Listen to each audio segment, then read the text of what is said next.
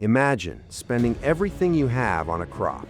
You borrowed the money in January. You bought the seed, the fertilizer, the chemicals. You fueled up the equipment. You planted in March, got on your knees and prayed for rain. And then you watched it not come. Day after day, week after week. The corn you planted in March barely grew. The cotton wilted before it had a chance.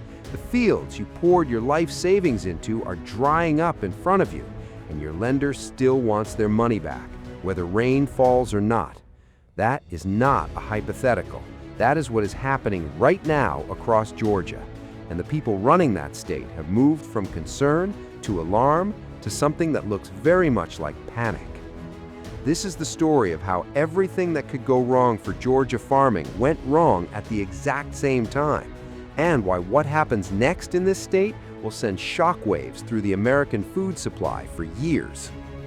Georgia is in the grip of its worst drought in almost 20 years. Let that sink in. Not a dry spell, not a tough stretch.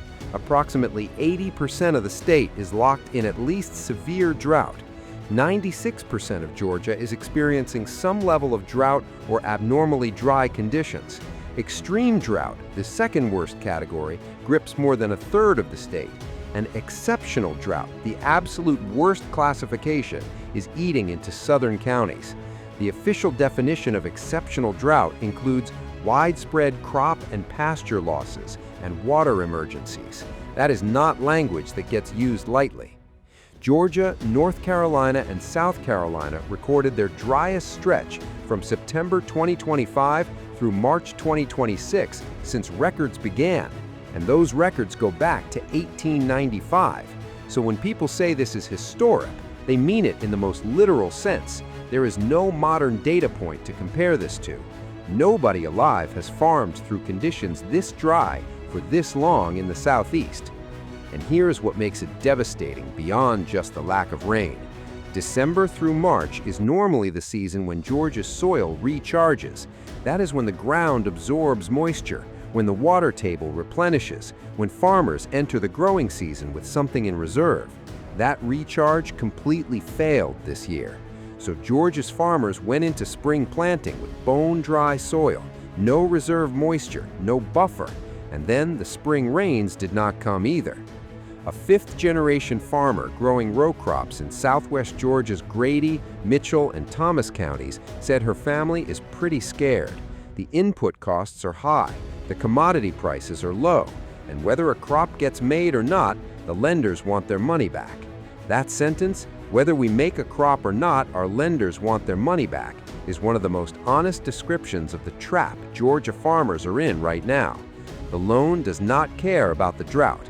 The interest clock does not pause for a disaster. Georgia's agriculture commissioner stood in front of cameras and said it plainly. 98% of the state is currently in a drought. He said it's been very difficult, especially in the agricultural space. And then he said something that stopped people cold. We're going to see generational losses from this because this is retirement income. Generational losses, retirement income. That is the agriculture commissioner of Georgia telling you that what is happening in these fields is not just a bad season, it is the end of something for some families. Pecan orchards that take 15 years to reach full production, gone. Timber stands that were planted decades ago by someone's grandfather, burned or dried out. You do not just replant those and try again next year. The loss compounds across time in a way that a single disaster payment cannot fix. Because now comes the fire. The drought that has been suffocating Georgia's farms also created the conditions for one of the worst wildfire seasons the state has ever seen. The governor declared a state of emergency in 91 counties as wildfires tore across southeast Georgia. In Brantley County, the Highway 82 fire burned at least 54 structures, including homes, and forced evacuations. More than 99% of that county is in exceptional drought, the highest category for the first time on record. Think about that farmer again, the one who borrowed everything to plant. Now the drought is killing the crop, and in some parts of South Georgia, the fires are coming across the fields too. The crops that didn't die from the drought are now threatened by fire that is moving faster and farther than it would in any normal year because the ground itself is a tinderbox. The Agriculture Commissioner warned that the dry conditions and fire threats are putting crops, livestock, and timberland all at risk simultaneously. 3 categories of agricultural loss hitting at the same moment. And this is not the first blow. This is landing on top of what was already a community in crisis. Before the drought, before the fires, there was the hurricane. Hurricane Helene destroyed about 1/3 of Georgia's pecan and cotton crops, wiped out more than 100 poultry houses, and damaged 1.5 million acres of timber.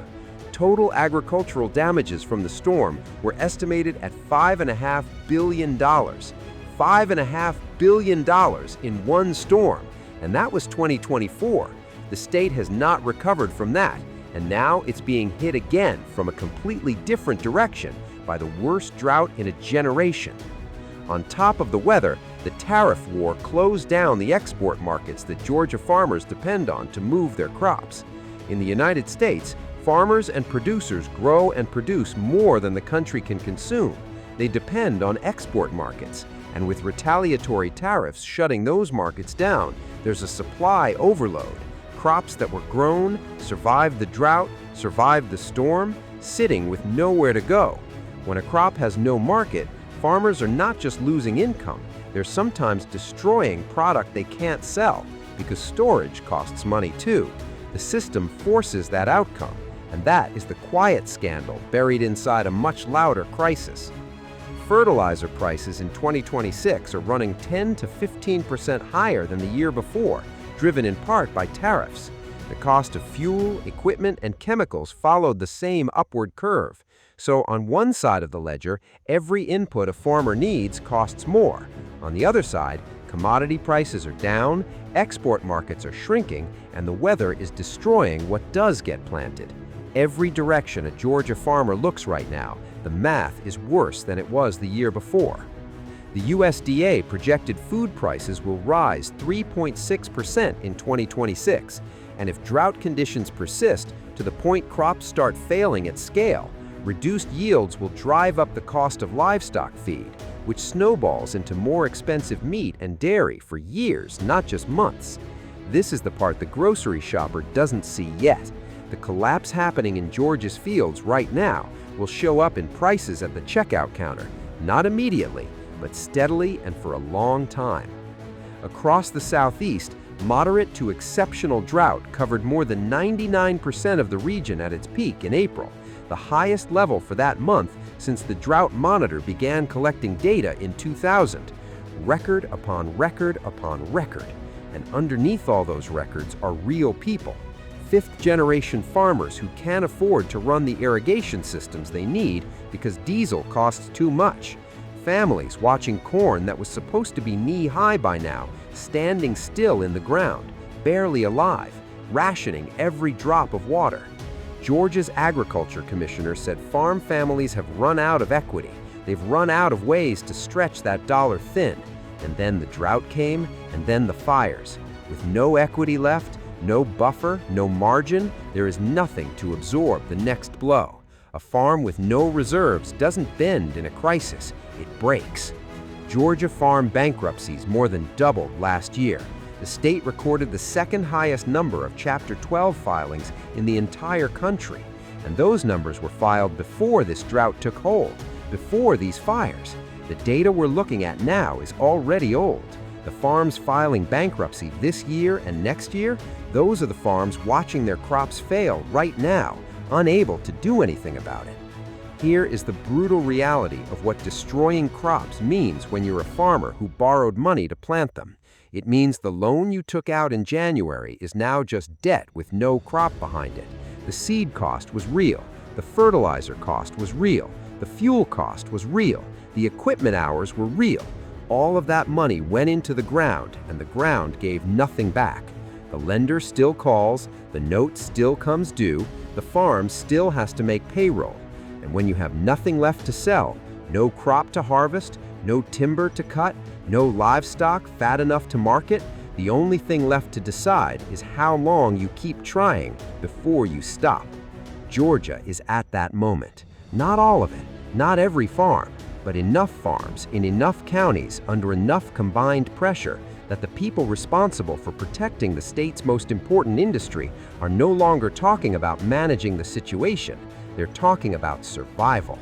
The fields are dry, the fires are moving, the loans are due, and somewhere in South Georgia tonight, a farmer who has done everything right is staring at a crop that is dying, and they can't make it rain.